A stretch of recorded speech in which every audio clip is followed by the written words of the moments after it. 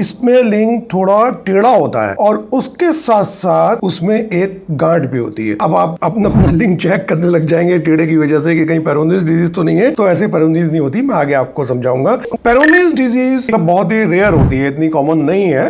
लड़कों में तो लगभग ना के बराबर ही है और जो 40-50 साल के हैं उनमें देखने को ये मिल जाती है। जो इसकी सबसे बड़ी पहचान होती है वो होती है लिंक पे गांठ। उस गांठ में या तो दर्द होगा, इसके दो फेज होते हैं। एक होता है एक्यूट फेज जिसमें कि सबसे पहले गांठ दिखाई देगी, मुड़ेगा नहीं लिंक, मुड़ा हुआ भी थोड़ा बहुत महसूस हो सकता है और उसमें पेन हो सकता है। तो जैसे ही वहां पे कोई गांठ देखो तो सबसे अच्छा तो आप लोगों के लिए यही है कि आप डॉक्टर से मिलकर उसको चेक करा लें। अब दूसरा होती है इसकी क्रॉनिक स्टेज, ये लगभग 1.5-2 साल तक चलती है।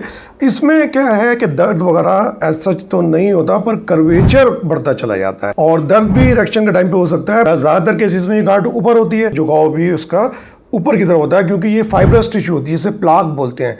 ये सबसे बड़ी पहचान होती है पेरोनिस डिजीज की। नीचे की तरफ बनेगा तो ये नीचे की तरफ मुड़ना हो जाता है और कुछ कंडीशन में ये चारों तरफ ही प्लाक बन जाता है तो उसकी शेप ही बिगड़ जाती है, बीच में से पतला, इधर उधर से मोटा या।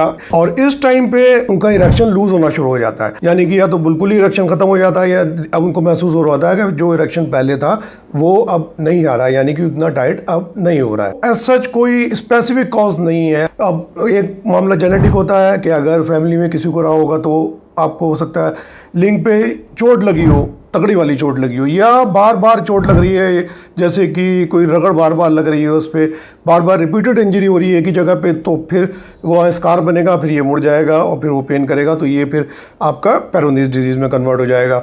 कुछ कनेक्टिव टिश्यू डिसऑर्डर भी होते हैं शरीर में, यानी कि और जगह को भी वो प्रभावित कर रहे होते हैं, वहाँ पर भी वो आपके जो लिगामेंट, टेंडन्स, उनको अफेक्ट कर रहे होते हैं। तो ऐसे ही यहाँ पर वो गांठ बना देते हैं। ये 40-50 साल की एज में ज़्यादा होता है और जैसे जैसे एज बढ़ती है तो कहीं ना कहीं ये भी इसके लिए एक रिस्क फैक्टर माना जाता है। अब सिम्टम्स की बात करें, एक तो मुड़ा हुआ लिंग होगा और दूसरा ये कि उस पर गांठ होगी, आपको पेन होगा, वहाँ डिस्कम्फर्ट होगा, वो चाहे आपकी शांत अवस्था में हो या इरेक्शन के टाइम पर हो या इंटरकोर्स करते हुए वहाँ पर पेन हो रहा है, तो ये वार्निंग लक्षण हो गए। फिर इरेक्शन इतने हार्ड नहीं आ रहे होंगे, इसके कारण आपको एंजाइटी, डिप्रेशन, आप हताश रहने लगते हैं, आपको पता ही नहीं चलता हो क्या रहा है, क्यों हो रहा है। आप इसका पता कैसे लगाते हैं? अब सब कुछ तो आपको बता दिया, आप घर पे ही पता लगा सकते हो। कोई गांठ है और मुड़ा हुआ है या दर्द हो रहा है उस टाइम पे तो वैसे ही है, या फिर डॉक्टर चेक करके बता देंगे। अब रही इलाज की बात, तो पहले दवाइयों की बात कहते हैं। कुछ ओरल मेडिसिन भी होती हैं और कुछ इंजेक्टेबल्स जो होती हैं जो गांठ के अंदर इंजेक्ट करी जाती हैं जिससे वो गांठ घुल जाए। वो डॉक्टर ही लिखेंगे, बताने का कोई फ़ायदा नहीं, ऐसा नहीं कि आप लेके खाओगे।